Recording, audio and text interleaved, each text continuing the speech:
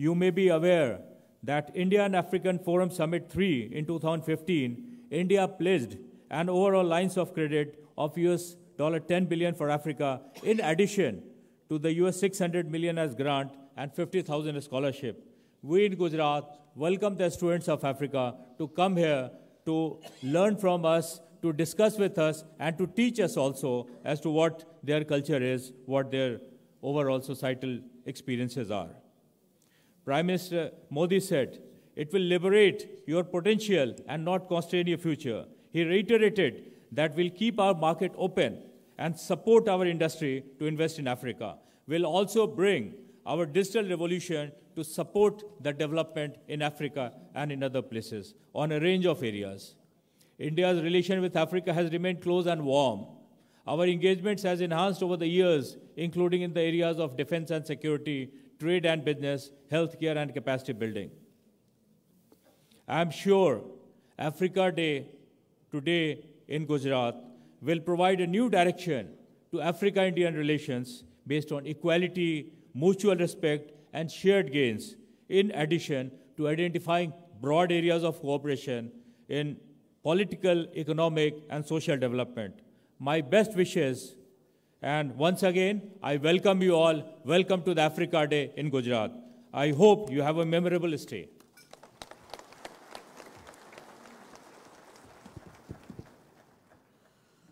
Thank you, sir. We now invite Secretary of State to Honorable Minister of Industry, Trade, Investment and Digital Economy, Government of the Kingdom of Morocco, Her Excellency Rakia Ederhem, for her address.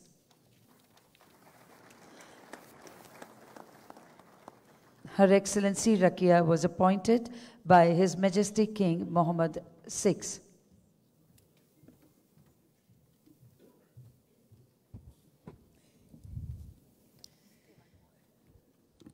Honorable Minister Sushma Swaraj, Honorable Chief Minister of Gujarat, Vishay Rupani, Honorable Ministers, distinguished guests, ladies and gentlemen, Assalamu alaikum wa rahmatullahi wa barakatuh.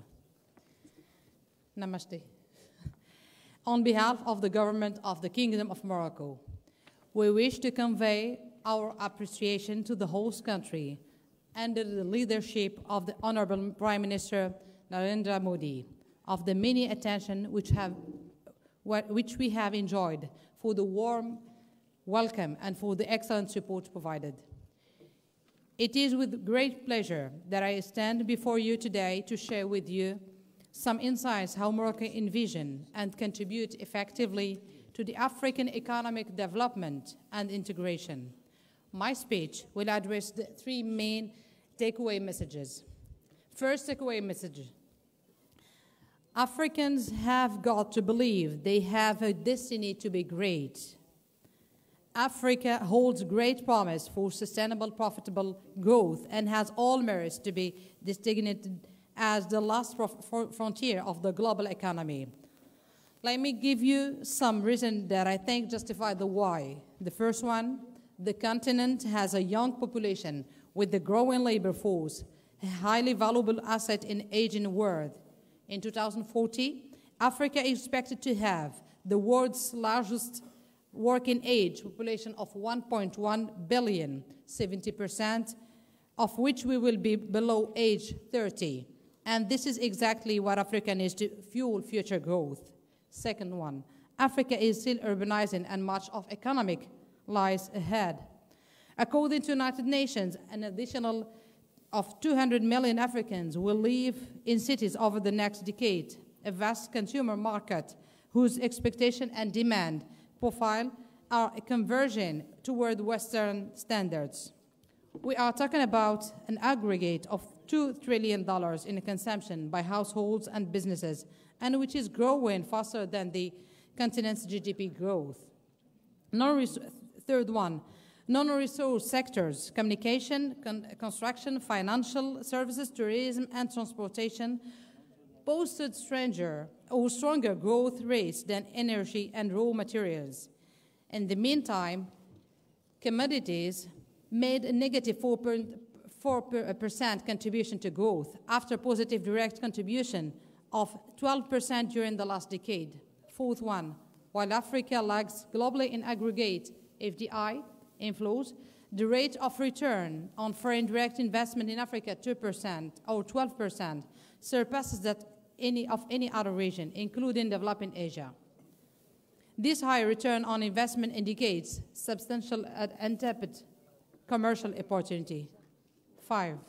Last but not least, African economies are well positioned to benefit from accelerating technological change that can unlock growth, changing the game in sectors from healthcare to power generation, and leapfrog the limitation and costs of physical infrastructure.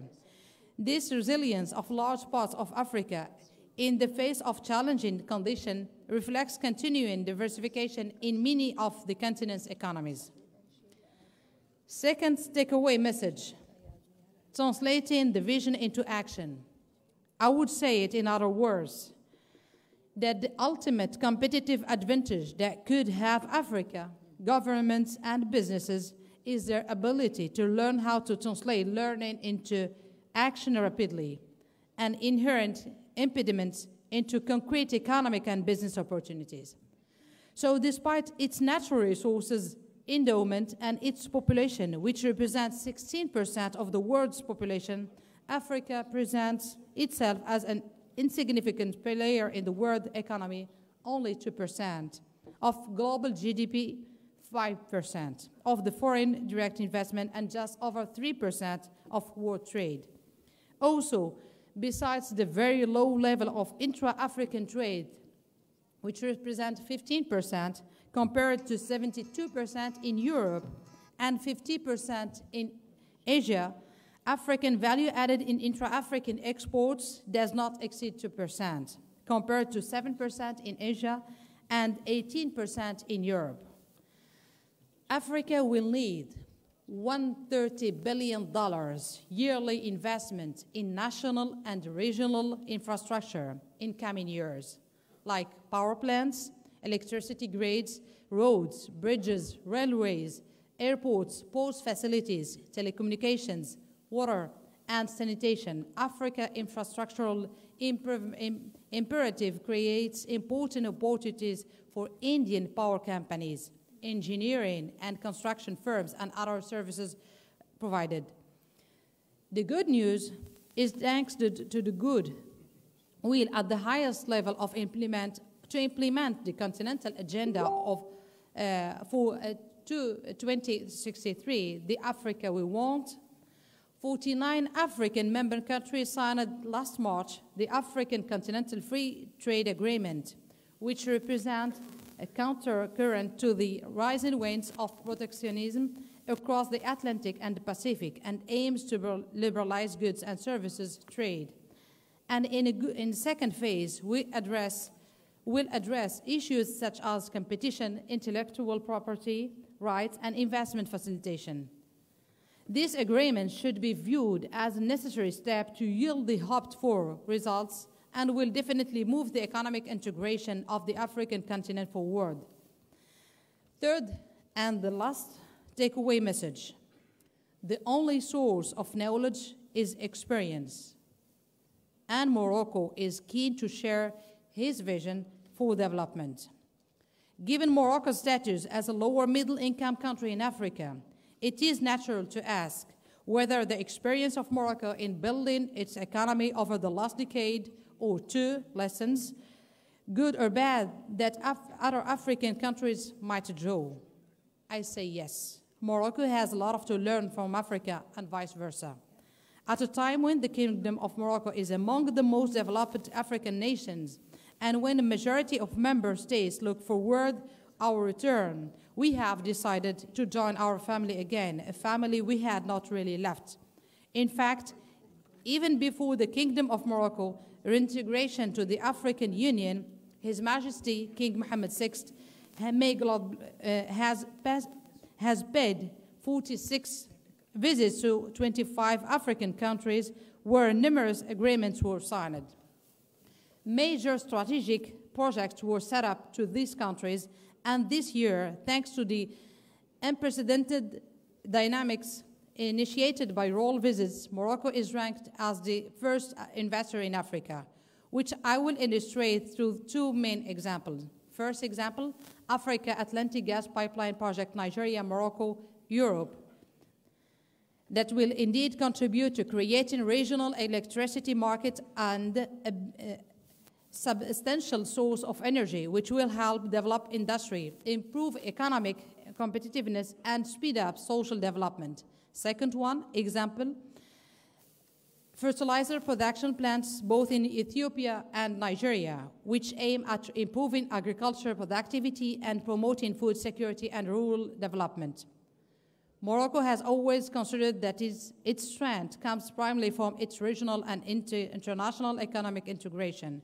Therefore, Morocco has also a strong network of FTAs with more than 55 countries, which make Morocco as one of the unique business bridge to the largest and the wealthiest economies, namely the European Union and the United States, with which Morocco is the only one African nation to have an FTA with, allowing preferential access to a market of more than 1 billion consumers to be extended to 2 billion consumers afterwards with CFTA.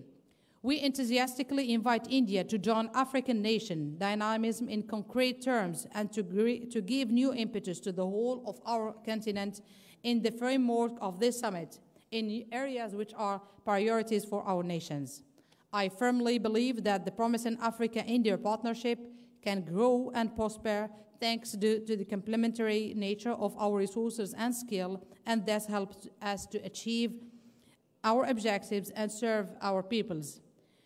It is time to look towards an efficient and effective partnership. We have the means and the genius. Together, we can fulfill our people's aspiration.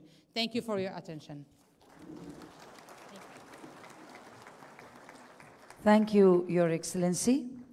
We now invite Deputy Minister of State for Administration, Republic of Liberia, Honorable G. Wesse Blamont.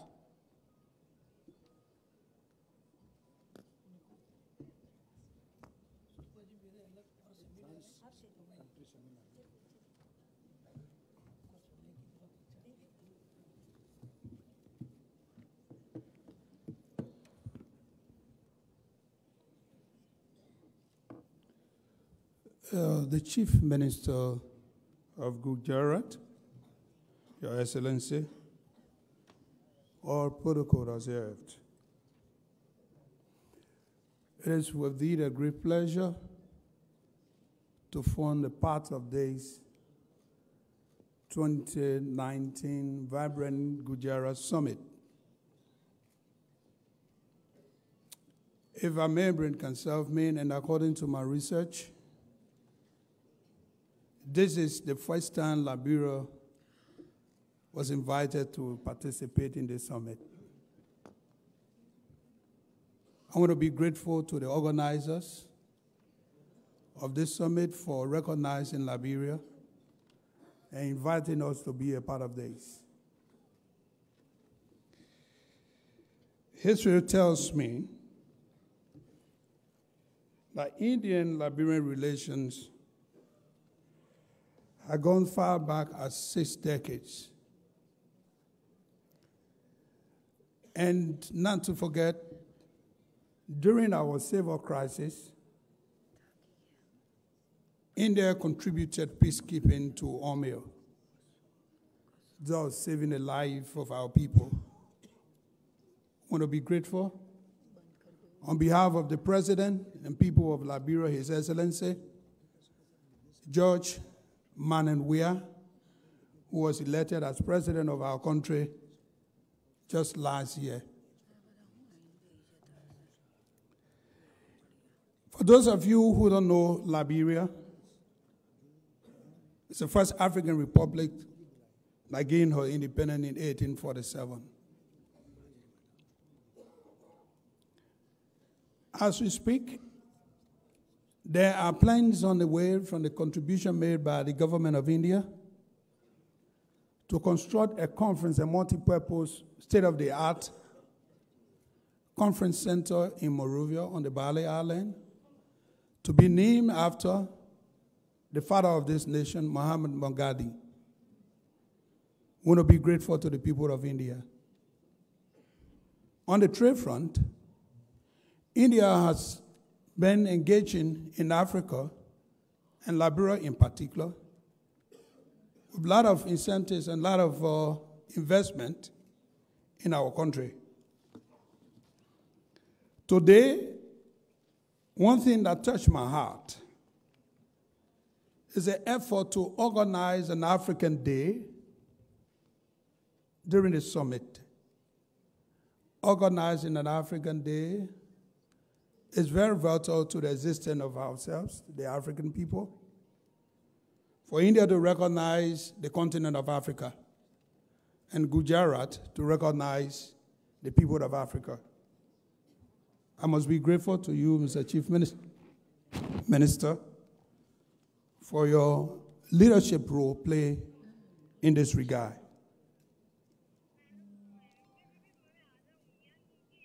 On the economic and trade front of cooperation, trade turnover for the last 4 years in Liberia is over 60 million from 2010 to 2011. India exports is 42 million, and imports from Liberia is 17.7 million.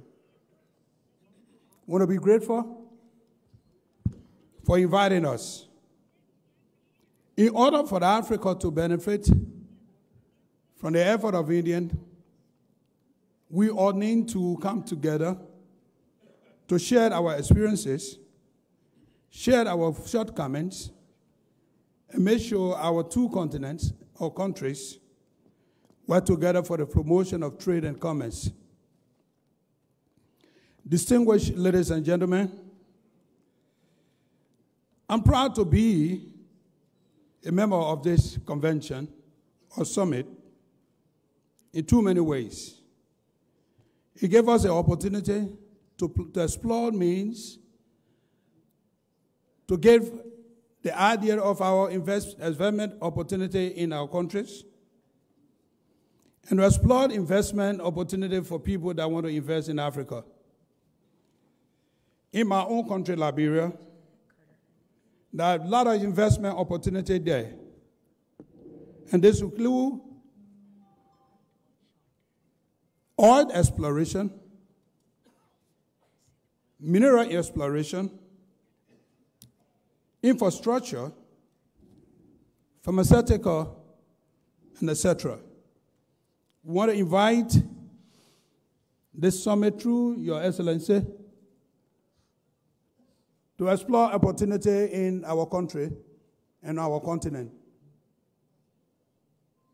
I will present to you a copy of investment opportunity in our continent, particularly in Liberia, Mr. Minister, so that you can encourage your people, investors, potential investors that want to explore means to invest in Africa and invest in Liberia. Our doors are open. Our investment climate is very encouraging and it's free. We want to ask that those of you that are willing to invest in our continent to be free and invest in Africa. Thank you. As we come to the close of my statement, I ask God to bless Africa, bless India, that one day we all will enjoy the fruit of our effort. Mr. Minister, please give me the opportunity to present to you a copy of an investment opportunity in Liberia. Thank you. Thank you, sir.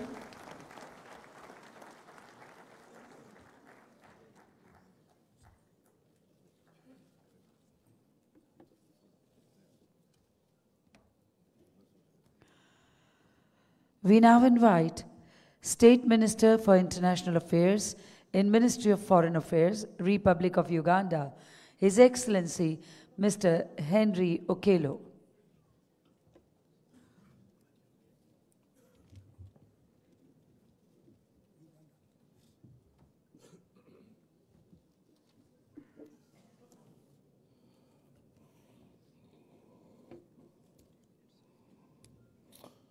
our host,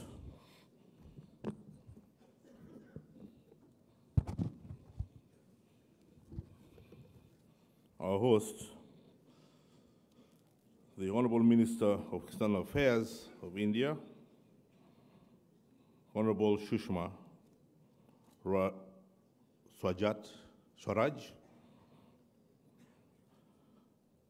the Honorable Chief Minister of Gujarat, Sri Vijay Rupani, colleague ministers from Africa, distinguished delegations from India, distinguished ladies and gentlemen, my name is Honorable Okello Oryem.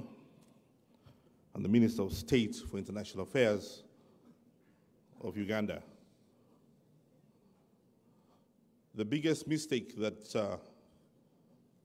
our colonialists made many years ago, the British, when they claimed to be the sun never sets in the British Empire, was to create the relationship between Africa and India.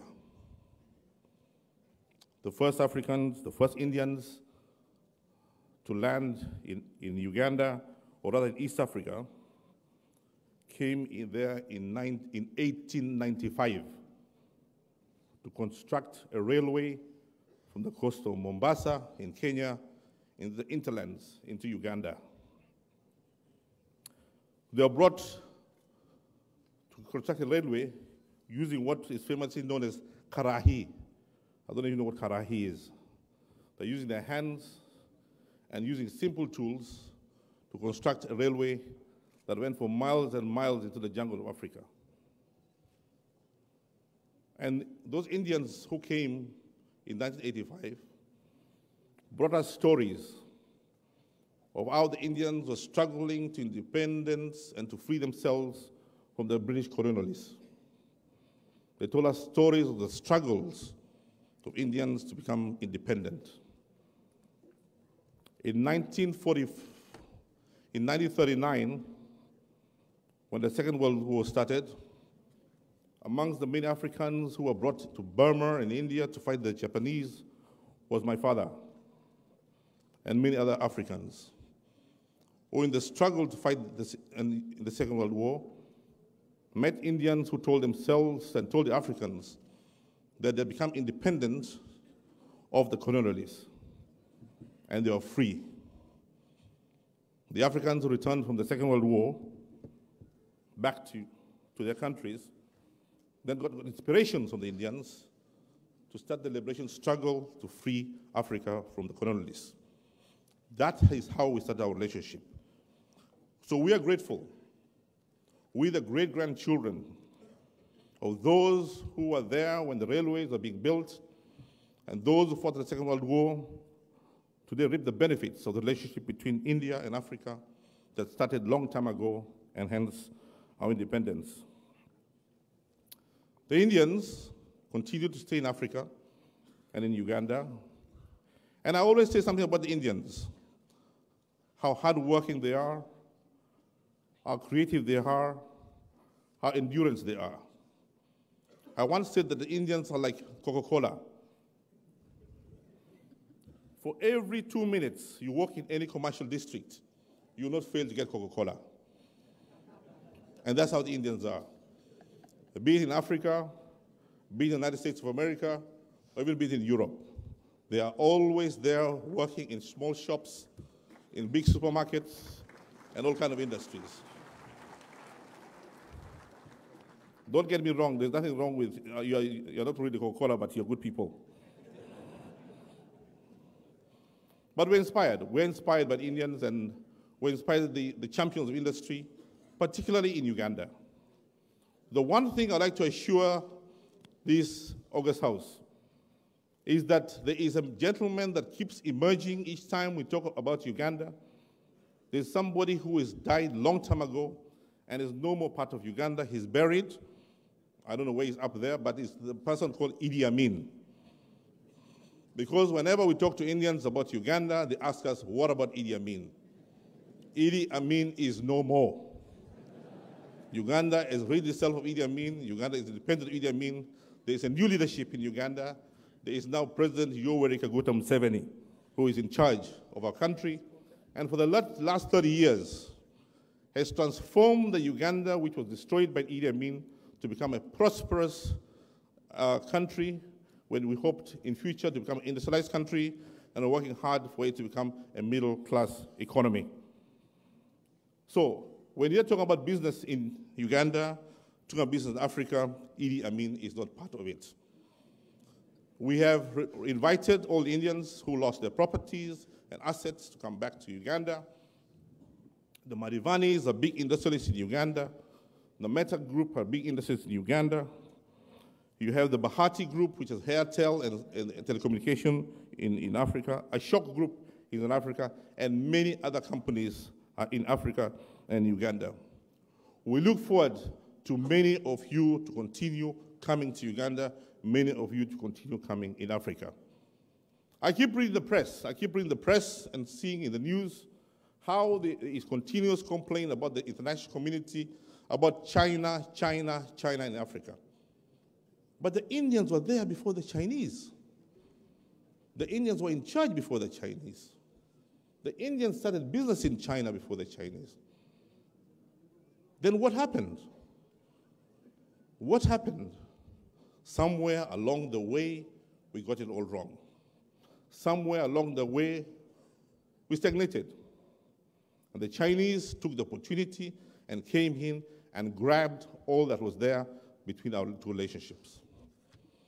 But it's not too late.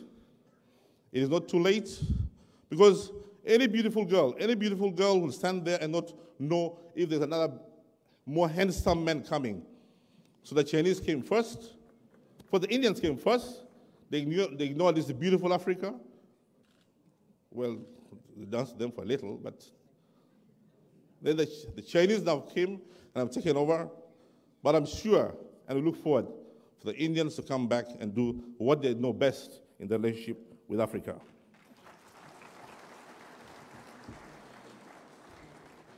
The opportunities are enormous. There is no better place to do business than Africa. For some reason, we Africans are not very good at business, for some reason. But we are ready to do business with the Indians. The profits that are available in making business in Africa are more than 2.5%, 3% in other regions. You're talking nothing less than 10% to 12%. That's proven. We have stories and stories of Indians who came as small dukawalas, setting up small businesses, corner shops, and today who have turned up to be huge industrialists. There's a gentleman who came to Uganda just as a mere support, as a worker of another Indian. And through working with an Indian, he learned business as a young man. And today he's one of the richest person in Africa, and he emerges in the front pages of Forbes on a regular basis. He's one of the biggest industrialists, one of the biggest hotel owners in Uganda and in Africa, one Ruperelia Sudhir, as you might have heard of him. But he came with nothing but a shirt of his back, and today has transformed himself to an exceptionally rich person in Africa and in Uganda. So the opportunities are there, and we look forward to you to engage in business in Africa. It's enough. We cannot continue talking, lamenting, and complaining about the Chinese. We cannot. We speak English, you speak English. Common language. You don't need translators, we don't need translators. The environment is stable, the opportunities are there. There are 54 different countries for which you are free to choose from. And it is there for you for the taking. If you continue complaining, if you continue holding back, you will lose the opportunities, and the train will leave you, and you'll continue standing on the platform of the station when the train will not come back. This has been proven because the Chinese, what else? They're there. The Chinese are not, whereas the Indians are used to the hardships, they're used to the malaria, they're used to all kinds of the difficulties in their countries, the similar difficult challenges in Africa, and they can be able to engage and do businesses. So I welcome you to do business in Africa. I welcome you to do business in Uganda. So, ladies and gentlemen, it gives me immense pleasure to have this opportunity to talk to such a distinguished audience about investment in opportunities in my country and Africa in particular. I must thank most heartily the Chief Minister of Gujarat for extending invitations to Uganda. The warm fraternal relationship which exists between Uganda and India is part as a result of Gujarat's sons and daughters who since historical times chosen to make Uganda and Africa their homes in particular. Today we boast of a fast-growing economy which is part of a nurtured by Gujarat's elements of Greater India. I come here before as a brother to salute the spirit of the vibrant Gujarat and to drink from our waters of each. Though my country is not amongst those signing MOUs with the government and institutions of Gujarat and India, there is no doubt our common desire is to help each other grow. Here is various institutions of learning, such as the Gujarat University of Forensic Science. Uganda is acquiring critical skills and technical knowledge. Others come here to renew and sharpen their knowledge in order to give maximum service to the country in their areas of expertise. Capacity building is a role that Gujarat University institutions of learning have done for a long time. Now the nature of collaboration between Gujarat and the Greater India and Uganda is shifting focus, moving more to accelerate economic growth in Uganda. This shift is partly a result of Uganda's 2040 vision to transform Uganda into a thriving and prosperous middle-income economy. The shift is further the result of India's own highly enviable exemplary economic growth. Since the turn of the millennium, India's economy has grown by leaps and bounds with the resultant liberation of millions of their people from the kind of poverty which still holds many Ugandans captive. Uganda therefore looks to India and to its highly enterprising state of Gujarat for growth, investment, and other lessons of economic growth. While looking for investors, we have put in place a very friendly business environment in the economy. Peace and security is paramount. Peace and security to persons and property is guaranteed. We have business supporting agencies such as an investment authority, company, registration bureau, a one-stop center where you can get your business registered, get your immigration matters sorted out within 3 hours. A government development corporation, a free economic production zone, and there's incentives of such as 10 years tax holiday, tax-free entry for agricultural and agro-processing machinery. Highly subsidized imports of certain machinery and plants. We have set up industrial parks throughout the country in pursuant of the spirit of generating balanced development. Labor needs for any industry can easily be met by the hundreds and thousands of young Ugandan graduates who speak English from the 51 universities awarding institutions in Uganda. Opportunities for investment are to be found in value addition in the agricultural sector, including agro-processing in crops, animals, fish, and sector. Uganda minerals are still there where nature put them, lying untapped in the country's rocks, mountains, and subterranean crevices and fields. For the persistent investor, there is also gold in Uganda in the mineral sector.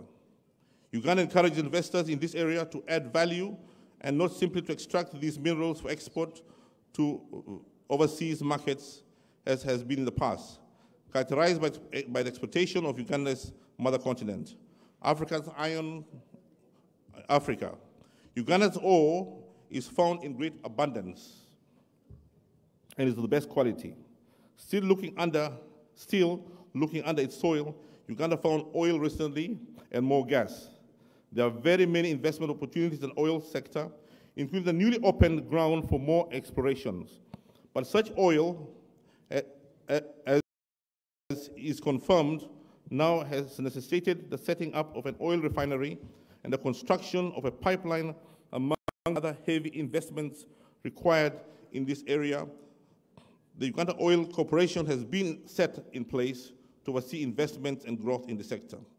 Tourism is another area which calls for investments ranging from construction of social amenities, including world-class hotels, to opening up tourism destinations with good food, good infrastructures, including roads. Connectivity is a buzzword of the 21st century, and so key is to Uganda's economic growth. Air transport between Uganda and India is via so many capitals that except for the king, some just remain in the capitals belonging to the plains rather than continuing their long haul to Uganda.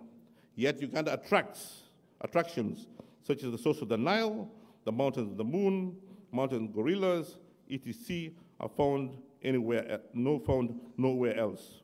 With the level of development of the Indian aviation industry, we welcome air operators, both for international as well as domestic aviation services. For those of you who don't know about the Nile, the River Nile is the longest Nile in Africa. It originates from Uganda in a place called Jinja, and is one of the rivers in the world where the ashes of Gandhi was interned. If you go to the source of the Nile in Jinja, in Uganda, you'll find a big monument at the source of the Nile, a big monument in respect of Mahatma Gandhi, and that's where his ashes were interned. More recently, we had one of the most famous tourists from India into Uganda, His Excellency, the Prime Minister Modi, visit Uganda. And I think if Modi can visit Uganda, as the Prime Minister, I'm sure all of you in this room can visit Uganda. Thank you very much and have a nice day.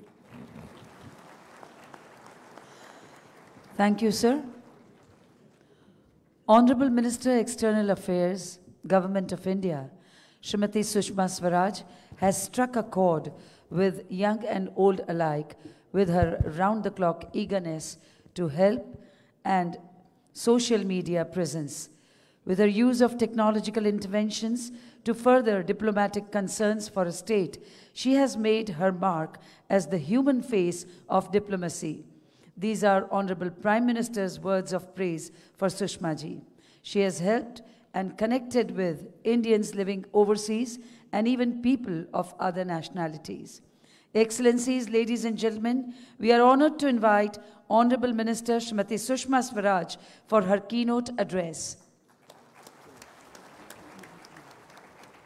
Namaskar and a very good morning. Honorable Chief Minister of Gujarat, Shri Vijay Rupani, Honorable Ministers and dignitaries from African countries, members of the Diplomatic Corps, distinguished guests, ladies and gentlemen. Today is indeed a historic occasion. We are organizing Africa Day for the first time during Vibrant Gujarat Summit. And this is also the first time that we are dedicating a day to an entire continent. This is a clear recognition of the enhanced importance we attach to the place of African economies in the development and growth map in the contemporary world. Friends, I'm particularly happy that this historic day is being celebrated on the soil of Gujarat. Just as Gujarat was the state which gave us Mohandas Karamchand Gandhi, Africa was the continent which gave us the Mahatma. The occasion is also significant as it is being held during 150th birth anniversary of Gandhi ji and 100th birth anniversary of the iconic African leader Nelson Mandela. It is therefore an honor for me to address this august gathering on this very special occasion. Friends, India has always shared a special bond with the people of Africa and supported their liberation from colonialism and from apartheid. As Nelson Mandela himself said, and I quote, "We would not be talking victory today if the example set by the young Republic of India had not been followed by the rest of the world," unquote. Pan-Africanism inspired the founding fathers of Africa and led to the establishment of the Organization of African Unity and its successor organization, the African Union. This has been taken to a new level with the signing of the historic African Continental Free Trade Agreement in March last year to bring about economic integration of Africa in keeping with Agenda 2063 vision document. Friends, we view our substantive engagement with the African countries through the prism of our own experience. When we became independent, we found that external assistance came with conditionality, both overt and covert, and also with prescriptions that would have constricted our sovereignty and independence. As Africa pursues Africa-owned and Africa-led development, we are determined to anchor our partnership on the principles of equality, mutual respect, and mutual benefit. We take pride in our model of cooperation with Africa, which is demand-driven, consultative, participative, involves local resources, builds capacity, and is based on Africa's own prioritization of its needs.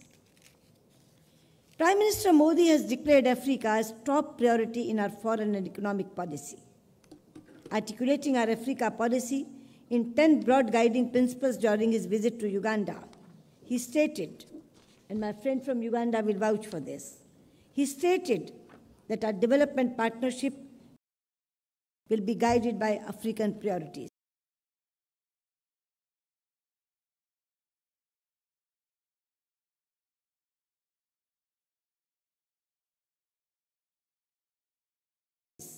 It will be on our terms that will liberate African potential and not constrain African future. In the last 4 years, our long-standing ties with Africa have acquired vibrancy and dynamism. There has been unprecedented intensification of our political engagement with Africa, with 29 visits to African countries at the level of President, Vice President, and Prime Minister, apart from several ministerial visits. Let me add that visits have taken place from both sides. In addition to the visit of 41 heads of state and heads of government who attended Indo-Africa Summit in 3, we have hosted over 35 leaders from Africa from various events in the last 4 years, in addition to ministerial level visits. Friends, keeping in mind the unprecedented engagement with Africa, the Union Cabinet of India has taken the decision to open 18 new embassies and high commissions in Africa in the next few years, which will take the number of Indian missions in Africa to 47. The first of these missions has already been opened in Rwanda last year. My friend from Rwanda is on the dais. Friends, Africa has emerged as an important trade and investment partner. India-Africa bilateral trade stood at $62.66 billion for 2017-18, which reflects an increase of nearly 22% over the previous year. India is ranked as the third largest export destination in Africa. We are happy that the Duty-Free Tariff Preference Scheme, DFTF, announced by India for least developed countries, has benefited African nations and contributed towards steady increase in our trade figures by extending duty-free access to 98.2% of India's total tariff lines. 38 African countries now enjoy the benefits of our DFTF scheme. We view the recent signing of the African Continent Free Trade Area as yet another opportunity to boost trade and economic ties with Africa. With the positive effects of democratic dividend, the African continent has become and remained one of the fastest growing regions in the world. In recent years, there has been a surge in Indian investment in Africa. India is the 5th largest investor in Africa, with cumulative investments of $54 billion. Our investments are steadily growing in the African continent in a range of sectors. These include telecommunication, hydrocarbon, exploration, agriculture, education, petroleum refining and retail, IT services, chemicals, drugs and pharmaceuticals, automobiles, among others. There is considerable potential to expand our business and investment ties further, especially in the areas of minerals and mining, chemicals and pharmaceuticals, infrastructure, high technology manufacturing, and information and communication technology. Our lines of credit, which are on highly favorable terms, have become popular and considerably expanded our development partnership with Africa. Currently, 189 projects in 42 African countries for nearly $11.4 billion are being implemented under Indian LOCs. These projects have had a positive impact in many African countries and are changing the lives of its people by covering a range of sectors like power generation and distribution, water-related projects, especially in rural areas, agriculture, irrigation, railways, sugar plants, infrastructure, and information communication and technology. In a new initiative, we have offered construction of Mahatma Gandhi Convention Centers in Africa as grant assistance in the context of 150th birth anniversary of Gandhiji. Friends, our approach to Africa has focused on helping Africans realize their true potential in various fields through a number of capacity building programs under the ITEC scholarships, ICCR scholarships, and other training programs under IAFS 3. Our capacity building in Africa has been second to none and is benefiting thousands of Africans.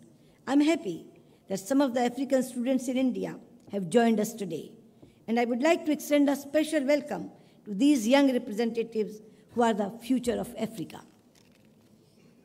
To enhance cooperation with Africa in the health and education sector, an agreement was signed in September 2018 to establish E-Vidya Bharati and E-Arogya Bharati, EVBAB, network project between India and Africa.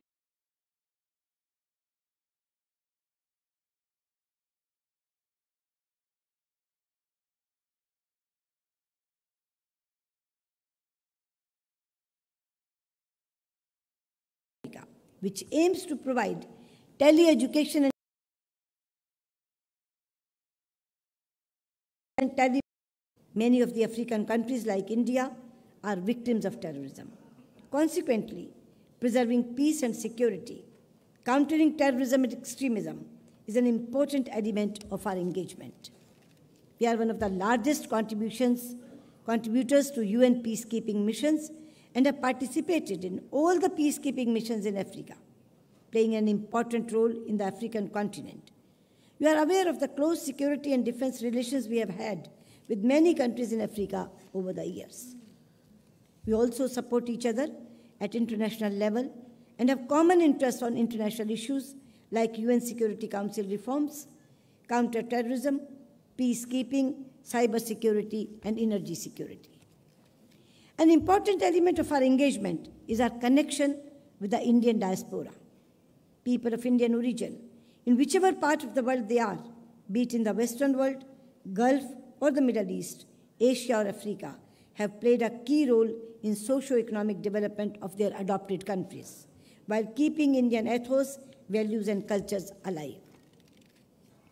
While relationship with Africa is on an upswing, friends, the challenge is to maintain this momentum and ensure that we build on the foundation of security, development, and growth for the benefit of our peoples. I'm confident that the 10 guiding principles given by Prime Minister Shri Narendra Modi for enhancing cooperation with Africa will unlock the immense potential that our partnership still holds. Africa today figures prominently on the foreign policy radar of India. I'm happy to note that our relations have not just remained confined to political arena, but have blossomed into a multifaceted association where each one of us contributes something of significant value. Strong India-Africa relations will go a long way in redefining the contours of the international order on more egalitarian lines. We should not expect anything less from this shining example of South-South cooperation. Friends, let me conclude by saying that as Africa marches in its journey towards security, renewal, and prosperity, India will remain a trusted partner, working closely with Africa for the economic and social empowerment of its people. Long live India-Africa friendship. Thank you. Dhanyavad.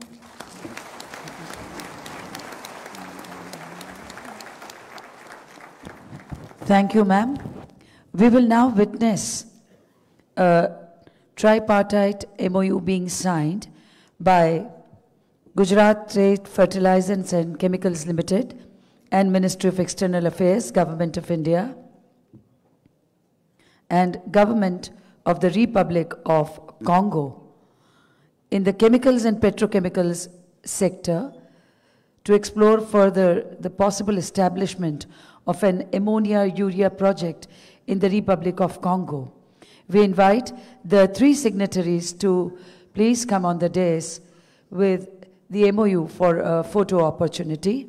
We invite on the dais Shri Sujit Gulati, Managing Director, GSFC, and Shri T.S. Tirumurthy, Secretary, Ministry of External Affairs.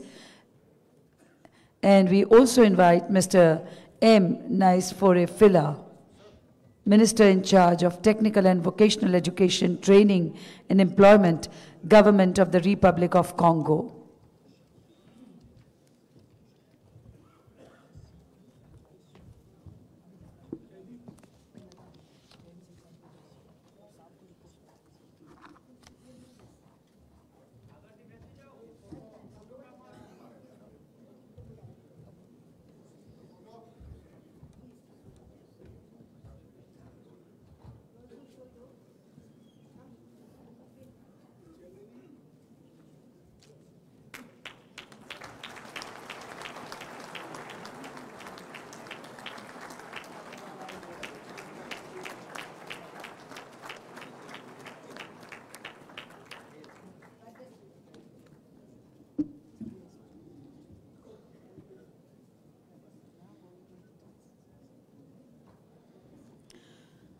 Heartiest congratulations to the signatories, and thank you, ma'am. At this juncture, Honorable Minister of External Affairs, Government of India, Srimati Sushma Swaraj, will depart from this inaugural plenary, after which we proceed with the session.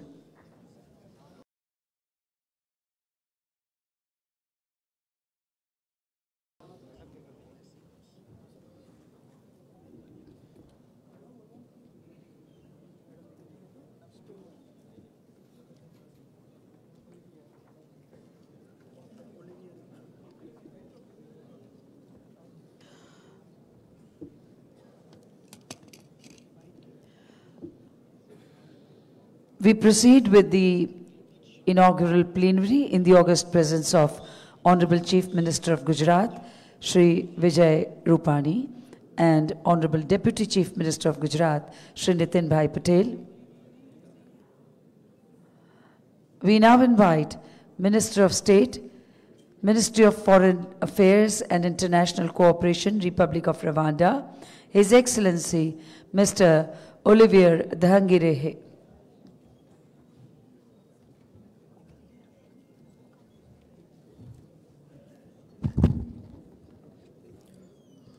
Honorable Vijay Rupani, Chief Minister of Gujarat, Honorable Ministers from African countries here present, members of the business community from India and Africa, distinguished ladies and gentlemen, Namaste. Namaste.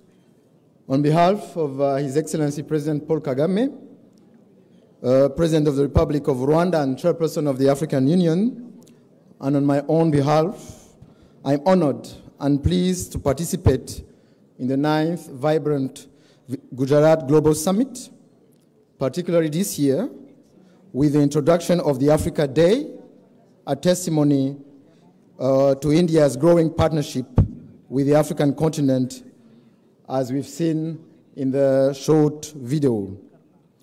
As we are all aware, historical socioeconomic ties between India and Africa span several decades and covers a wide range of sectors such as energy, trade and investment, healthcare, education, innovation and agriculture, to name but a few. India is not a new player in Africa, but it is playing an increasing more active and substantive role. India has indeed become the 5th largest investor in Africa and a major trading partner, as Minister Sushma Swaraj recalled earlier. These investments represent a powerful tool for development, growth, and impact. The current momentum in Africa's regional integration undoubtedly expands the benefits and synergies of what we can accomplish together. The African Continental Free Trade Area, signed in March last year in Kigali, Rwanda, and expected to come into effect this year, presents a single continental market of 1.3 billion, growing to 2.5 billion by 2050. Africa's integration is not only about market access, but also about free movement of people, supported by protocols such as the protocol to the Abuja Treaty on the free movement of people and the single African air transport market signed by 26 countries as of mid-2018 to boost connectivity among African states. Africans have great hope that 2019 will mark a new era in the shaping of our economic fortunes. The $10 billion worth of concessional loans committed by India to our continent during the third India-Africa Forum Summit in New Delhi in October 2015 demonstrate an interest and engagement from the government of India that can be the foundation of increased bilateral trade and market access, and building on existing mechanisms such as the India Duty-Free Tariff Preference Scheme for least developed countries, which many of our countries can leverage. With this perspective in mind, this global summit offers a powerful platform for both parties to discuss mutual beneficial partnerships once initiatives like the African Continental Free Trade Area are operational. Distinguished ladies and gentlemen, Rwanda values the strong strategic partnership with India, which has served as a foundation for a number of bilateral cooperation programs and projects. Our bilateral relations have been further cemented through exchange of high-level visits. At the leadership level, His Excellency, the President of Rwanda, has already visited India 5 times. He participated in the 8th Vibrant Gujarat Global Summit in January 2017 and the International Solar Alliance Summit in May 2018, an initiative championed by the Indian government to massively deploy solar energy, including in Rwanda. Furthermore, the state visit by Right Honorable Narendra Modi in July 2018 as the first Indian premier to ever visit our country remains memorable and holds a special place in the minds of the Rwandan people. As a result of this visit, 6 MOUs and 2 lines of credit were signed. Rwandans still keep strong memories of a particular gift from Prime Minister Modi. The Premier donated to the local inhabitant of Rweru village 200 cows as a contribution to the Girinka program. Girinka loosely translated in English as own a cow. It is a social protection scheme where the poorest families are gifted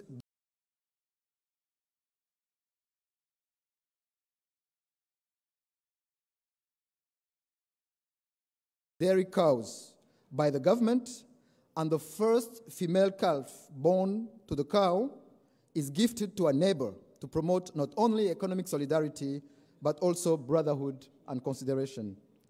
The value of such gifts from a culture where cows have a special significance can only take its whole meaning in another culture that holds cows in the same high regard.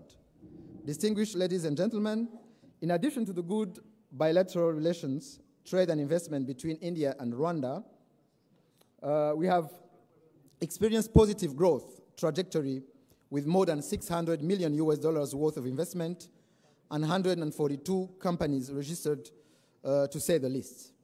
Major investments from India to Rwanda are in the manufacturing sector, which attracted the highest amount of investment with $203 million registered in the last decade, followed by information and communication sector with $128 million. Rwanda continues to improve its doing business environment, testimony of which it is its strongest performance in 2019, ranking 29th globally in ease of doing business. Important to note is that Rwanda was the only low-income economy in the global top 30 in the ease of doing business. Rwanda was among the top 10 global reformers in the 2019 edition of that World Bank Doing Business report, and the second easiest place to do business in Africa. In a bid to attract more investment from India, our major focus is in the following areas. One is manufacturing. In order to boost local production and consumption of local-made products, we welcome Indian investors and manufacturers to establish their business operations in areas of construction materials, light manufacturing, notably textiles and garments, electronics, packaging materials. Two, agriculture. Agriculture also drives an important part of Indian investment in Africa. Nearly 80 Indian companies have invested about $2.5 billion in Africa's agriculture sector, and therefore we wish to attract valuable investment, mainly focusing on agro-processing, horticulture, edible oil, and irrigation. Three, tourism. Tourism is one of the fastest growing sectors, attracting a significant number of tourists from India, with the majority coming to Rwanda purposely for leisure tourism. Rwanda is home of a range of tourist attractions, notably the famous mountain gorillas, as well as the Big Five. This sets an opportunity to set up high-end accommodation facilities for tourists. Four is ICT. ICT investment opportunities abound in innovation labs, software development, cloud computing, device manufacturing and assembly, and ICT education and training centers. Before I conclude my statement, I wish to reiterate our invitation to the Indian business community to visit Rwanda, particularly during the forthcoming Africa CEO Forum, scheduled for 25th and 26th March 2019 in Kigali, to explore investment opportunities and the attractive incentives provided by the government of Rwanda. Once again, on behalf of His Excellency President Paul Kagame, I wish to thank the government of India for the invitation to participate in this vibrant Gujarat Global Summit, as well as the government of Gujarat for the warm hospitality extended to me and my delegation. I thank you for your kind attention. Thank you, sir. We now invite Minister in charge of Technical and Vocational Education Training and Employment, Republic of Congo, His Excellency Mr. Nicefor Villa Saint Eudes.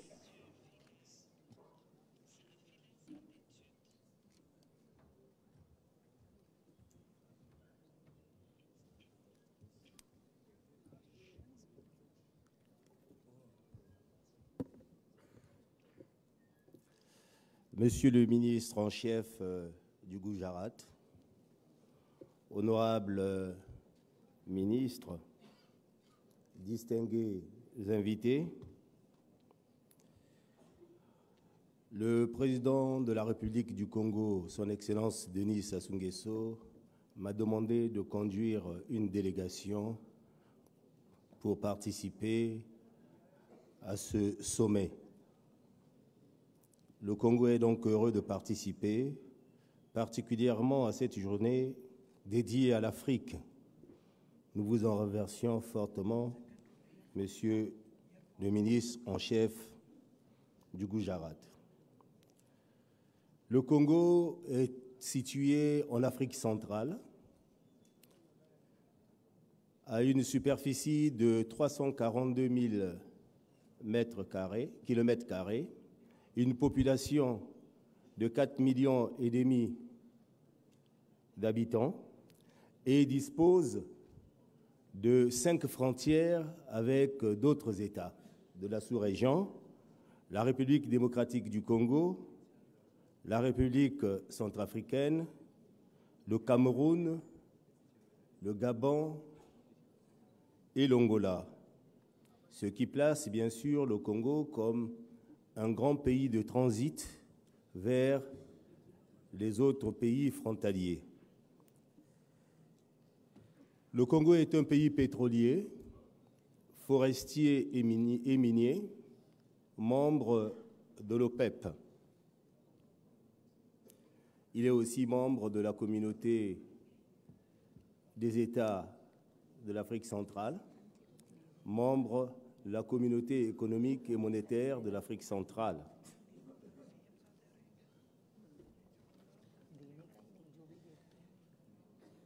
Il dispose aussi d'un port en eau profonde, le plus important au niveau du golfe de Guinée. Il apparaît donc ainsi que le Congo, dans son processus de développement, a besoin de l'Inde pour le développement et l'appropriation des technologies indispensables au développement. Le Congo a adopté tout dernièrement un plan national de développement qui porte pour la première période sur les années 2018 à 2022. Ce plan national de développement économique, qui a entre autres 2 axes principaux, le développement du capital humain et la diversification de l'économie, présente déjà le Congo comme une terre d'opportunités, avec comme élément fondamental pour la réalisation de ce plan la stabilité politique. Au niveau du développement du capital humain, le Congo a bien sûr déjà signé un accord très important avec le Royaume du Maroc qui porte sur 2 secteurs fondamentaux, la santé et l'éducation.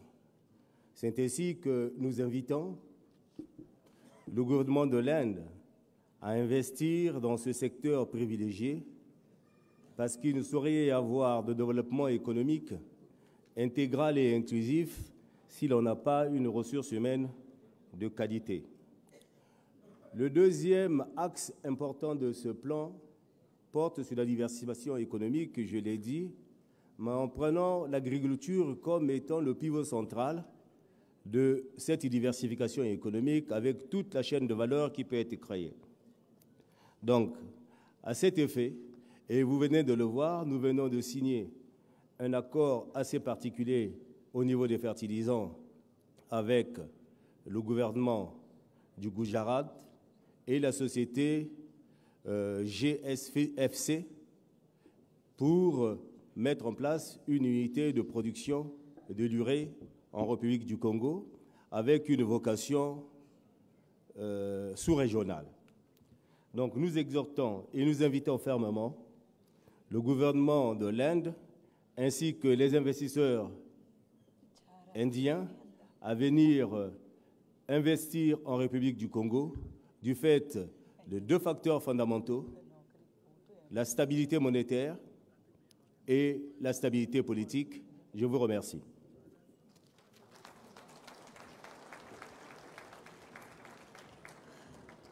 Thank you very much, sir. We now invite Honorable Minister of Industrialization, Trade and SME Development, Republic of Namibia, His Excellency Jekero Twea.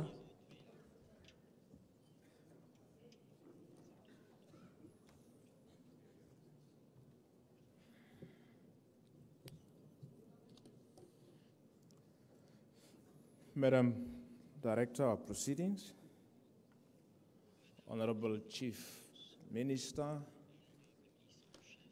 and I will abide by the protocol already established. all protocol observed. I will present Namibia, not Nambia, others are struggling to pronounce it. It is called Namibia. And I know why, because we are very young, small. This is why we are not known. We are still a baby. And I must say, we are the second youngest baby on the continent. And we are not very happy, but we are also happy because the youngest is South Sudan. So that you can understand, the youngest is South Sudan. So we are the second youngest. Namibia, I'll briefly share with you where Namibia is and what Namibia has got to offer. And allow me, Madam and Chief Minister, to first congratulate you for recognizing the existence of Africa, but also to celebrate our relationship from Africa and India. Thank you very much. And in Namibia, we celebrate Africa Day on the 25th of May, and we have declared that as a public holiday, but also as a government, we have adopted the African anthem to be sung along our national anthem at all official gatherings, and the African flag is also hoisted along our national flag. That is the position on this Africa Day that I want to share with you, but also you as our friends. This is why we are very delighted to share this day with you for recognizing our achievement. Director of Ceremonies, Namibia at a glance. It has got a population of 2.4 million, and we attained our independence on the 21st of March, 1990. Our capital city is called Windhoek, it's a German name. We have not changed it yet, so the African name is rather too complicated. Either I come, so you will struggle, even myself struggle to pronounce that. The geographic area of Namibia is 824,000 square kilometers for only 2.4 million. Big country, small population. The languages, English as the official language, and we have other languages which all are at the same level as national languages called Afrikaans. It's the lingua franca, is the apartheid language. We still adopted it because we have Afrikaners in the country. We have Oshivambo, Ochiherero, Rukavango, Silozi. All these are called national languages in the different provinces. Namibia is bordered by Angola, bordered by Zambia, Zimbabwe, Botswana, and South Africa down. Those are our neighbors. Let's talk about the economy of Namibia. Our currency is called Namibia dollars, and for now it is pegged 1-to-1 with South African rand. That's called Namibia dollars. And we belong to the common monetary area with Lesotho, Eswatini, and South Africa. We use and we recognize and use the rand as a trading currency. What do we export? Diamonds. We export copper, gold, zinc, lead, uranium, also foods. For example, fish, meat or beef, and with our fish to the EU, The main consumer is Spain, and we unfortunately keep their factories. We export actually our jobs to Spain, but we also have grapes that we export. And what do we get in return? We import almost everything. Petrochemical products, machines, machine components, also foods, and the list is long. So here, I want to appetite the Indian business people to fill that gap. I already said that we are only 28 years in existence, and March this year, we will celebrate our 29th birthday as a young nation. We do have the blessing also because of this huge geographic area in terms of natural resources. We are the 5th largest uranium producing country in the world, not on the continent, but in the world. 5th. We are the 12th largest diamond producer in the world, the diamond I spoke about. But we also have got other minerals, lithium, as well as manganese, granite, iron ore, you name it. The land is big, and it has also got different minerals that are ready for exploration. We also have got offshore gas field. For now, our record indicates is around 1.4 trillion cubic feet. We also have opportunities in oil exploration. The interesting part is up north is Angola. They are exploring oil. And then you find Namibia. Down here you have South Africa. They also have oil. But suddenly the pipe from Angola to South Africa, when it reaches Namibian border, it gets blocked. And when it goes to South Africa, it gets opened. So there is oil exploration in between, because we are between two oil-producing countries. So there is, but for now, only exploration. We also are among the world's leading fishing nations. And I dare to say we are also having indigenous plants and fruits. And with your skills and experience in the different herbs, etc., you can add value. But Namibia also can serve as a gateway into Southern Africa as well as the world market. How come? We have got Walvis Bay as a world harbor, port in terms of facilities. We got excellent road networks, which at the moment ranks #1 in Africa in terms of the World Economic Forum. And the reason part of this is simple. We have a highway from Walvis Bay highway all the way up to the DRC. And I must mention here that we do have dry port facilities for our landlocked neighbors such as the DRC, Botswana, Zambia, and Zimbabwe. We share what we have so that we together can benefit from the God-given resources. We are a member of SACU, which is Southern Africa Customs Union, one of the oldest customs in the world.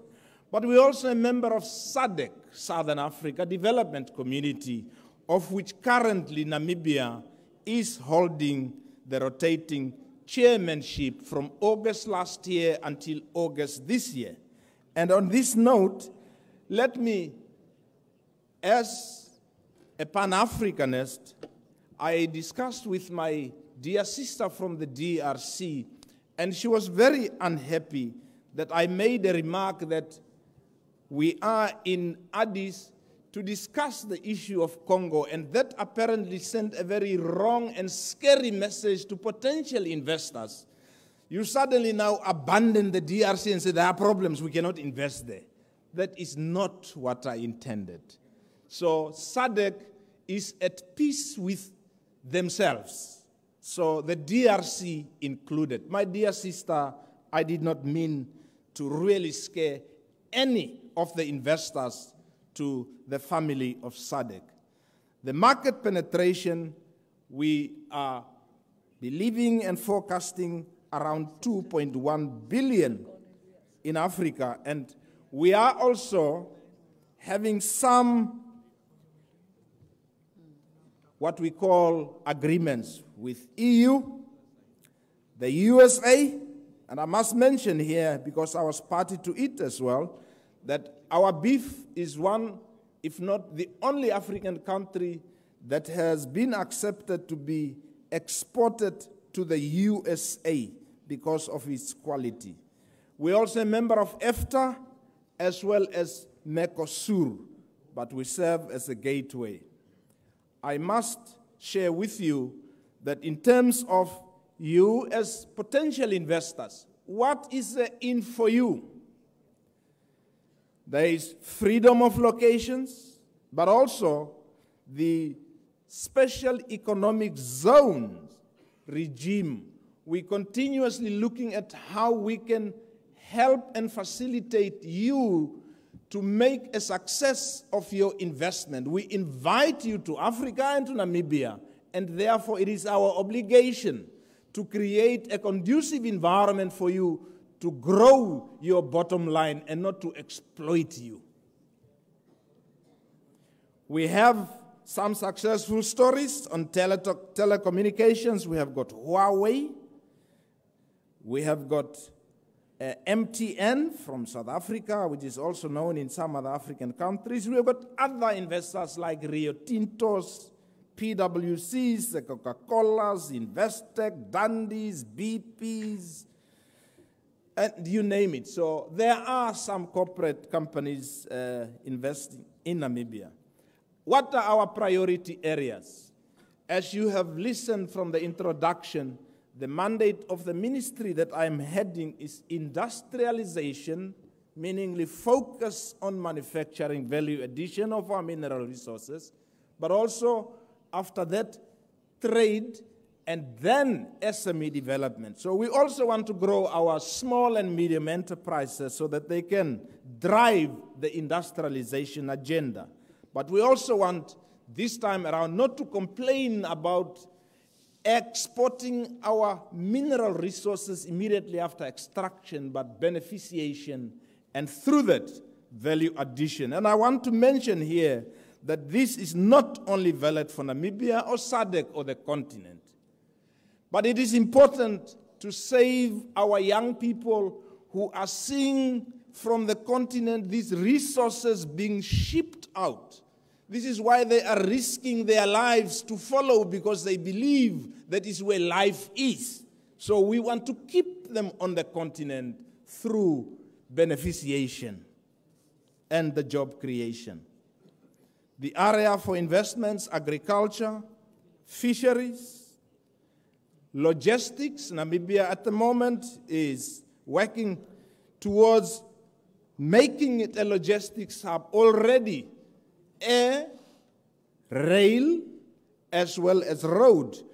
You do not need to travel to West Africa by first traveling to Paris or Germany to get there. So you can travel straight from Namibia and you reach West Africa. We have got a direct flight from Windhoek to Accra and Lagos, but we also have direct flights to Europe through Germany. We have also Qatar to cater for the Middle East trips. We also have got Ethiopian Airlines directly.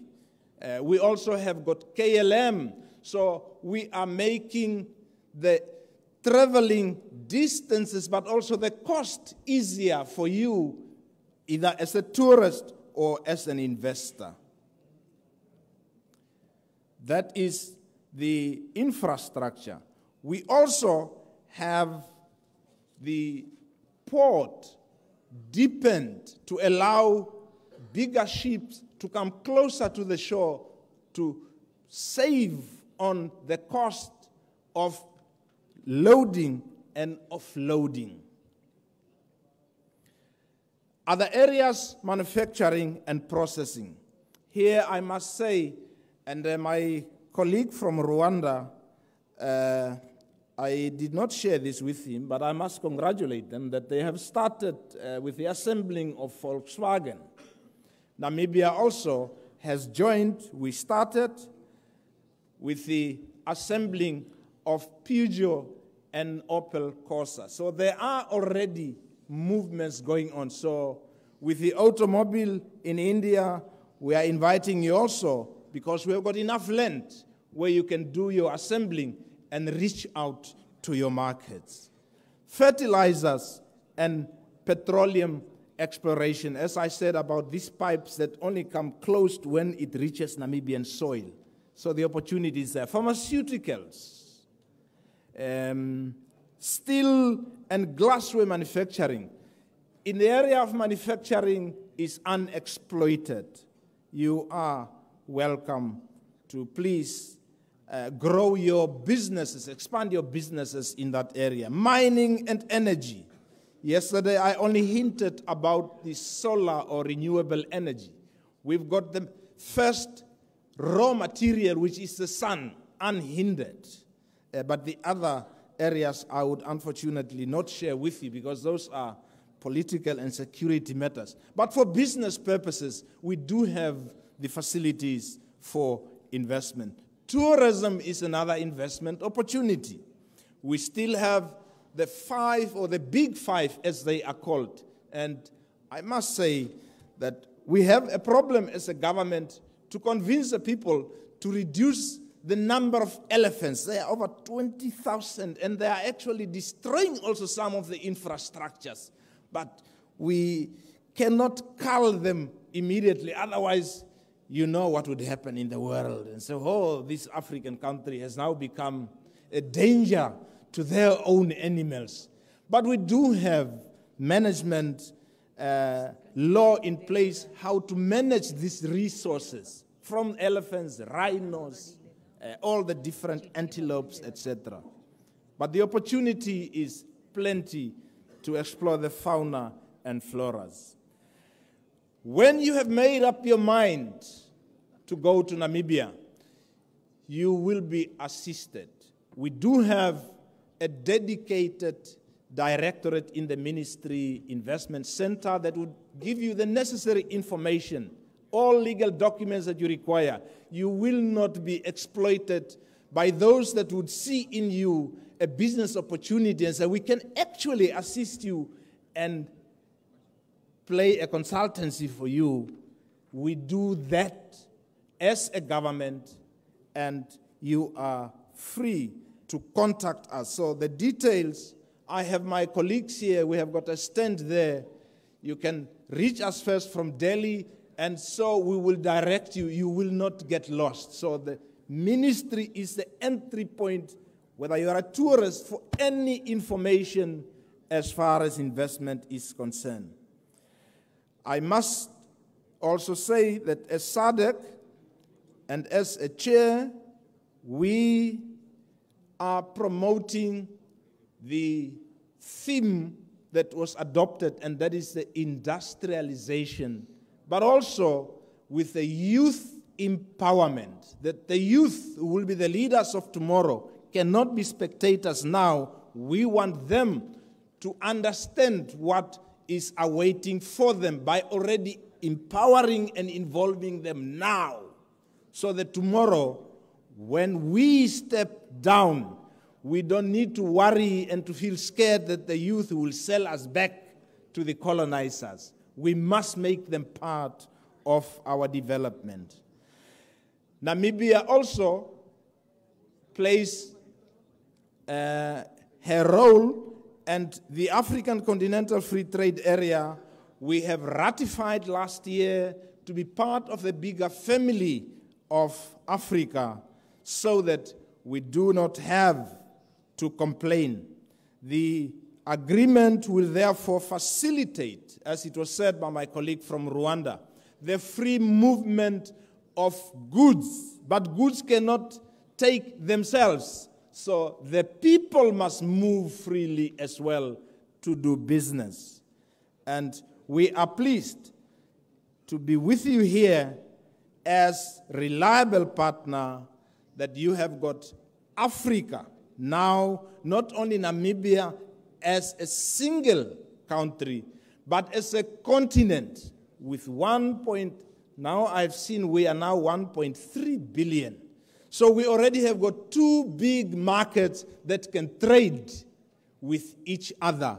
And in so doing, we will promote intra-trade between or among Africans and Africa and India.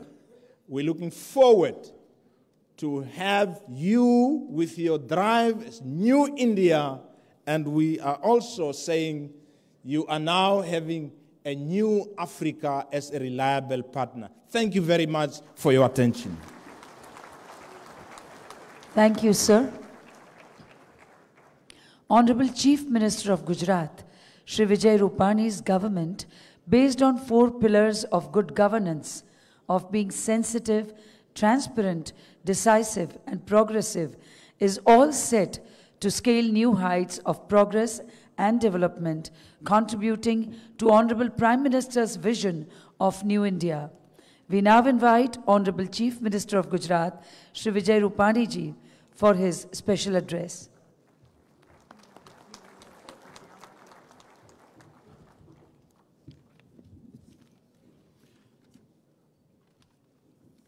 First of all, I have the honor to convey the best wishes and greetings of Honorable Prime Minister of India, Shri Narendra Modi, on the occasion Vibrant Gujarat Africa Day.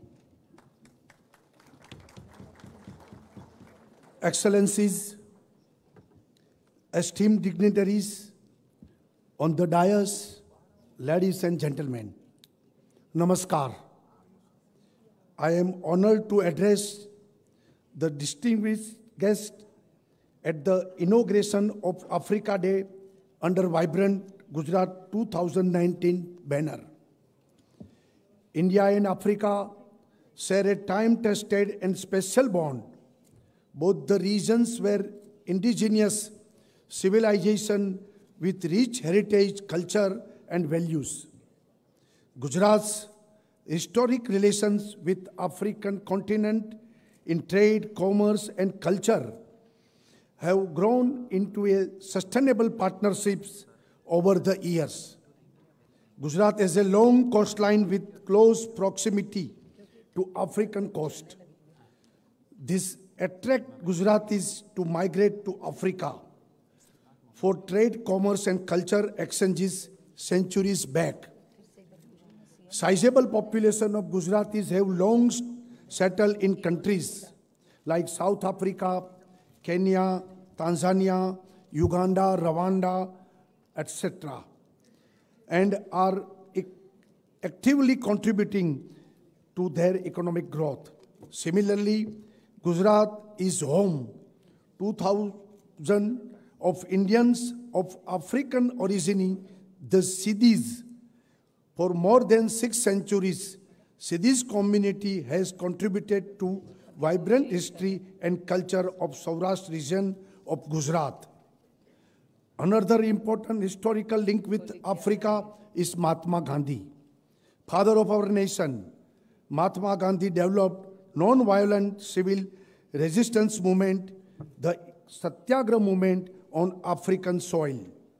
This movement became the common force behind the freedom struggle both in India and Africa. This movement had left an imprint on succeeding generation of African leaders. It paved the way for our destiny. Today, I extend a special welcome to all of you to the land of Mahatma Gandhi. On behalf of 65 million Gujaratis, it is against this historic background that we are dedicating this day as Africa Day to mark our long-standing partnership and cooperation. Friends, I am happy to note that 50 countries out of the total 54 from African continent are here today. It is a massive demonstration of the ties of diplomacy, commerce, and friendship linking our nations. After independence, both India and Africa face similar challenges like poverty, malnutrition, and weak economic growth. Today, we are overcoming these challenges through new initiatives and innovative policies. Today, due to initiative of our Honorable Prime Minister, India has emerged as the fastest growing economy of the world. Similarly, according to IMF, 11 of the world's fastest growing economies today are in Africa. By 2020, India and Africa together will account for 2.5 billion people. They provide a huge market, working manpower, and new opportunities. African continent with large untapped natural resources and its close proximity to Indian seacoast opens up new areas in economic development arena.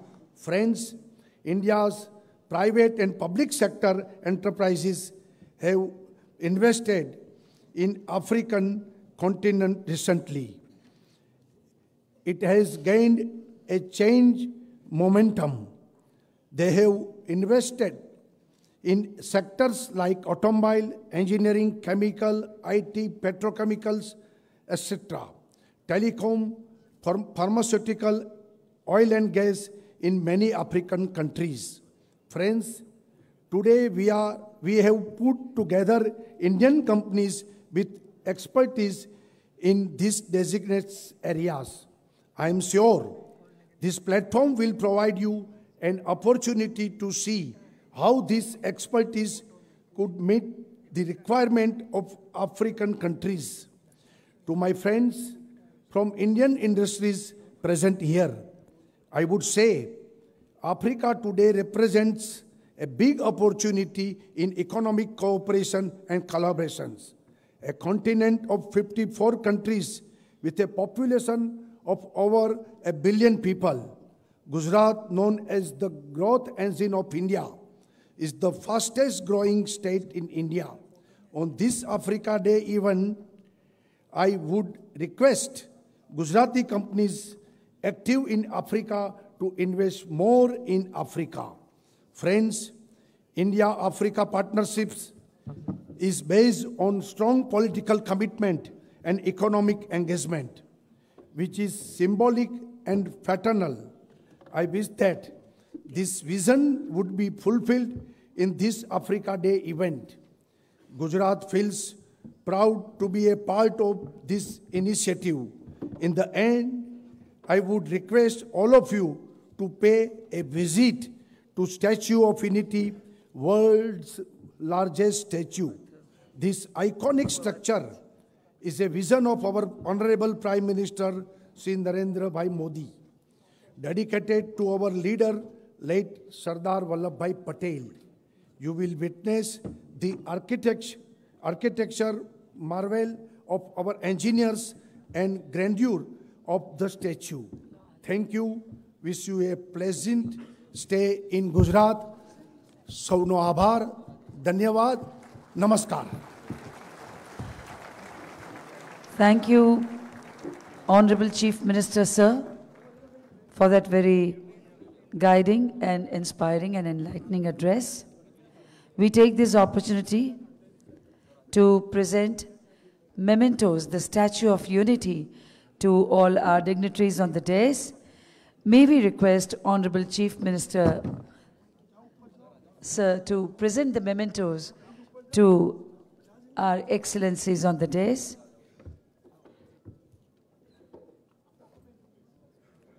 Honorable Chief Minister, sir, will present a memento to His Excellency Jekero Twea,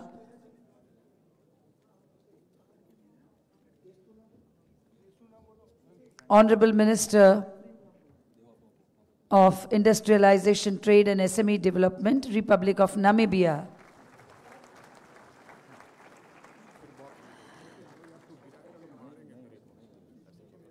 To Minister in charge of Technical and Vocational Education, Training and Employment, Republic of Congo, His Excellency Mr. Nicefore Fila.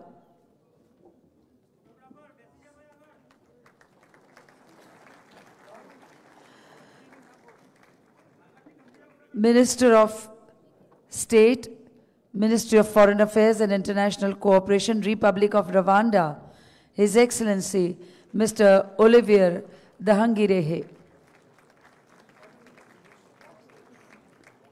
State Minister for International Affairs and Ministry of Foreign Affairs, Republic of Uganda, His Excellency Mr. Henry Okello. Deputy Minister of State for Administration, Republic of Liberia, Honorable G. Wesse Blamo.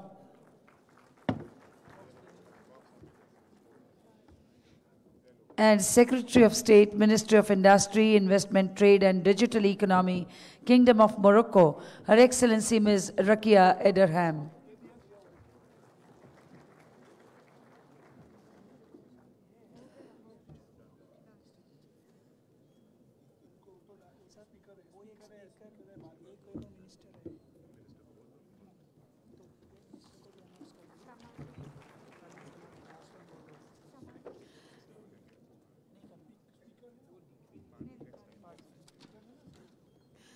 Thank you, sir. We now invite Chairman CII Africa Committee and Chairman and Managing Director Suzlon Energy Limited, Mr. Tulsi Tanti, for his concluding remarks and vote of thanks.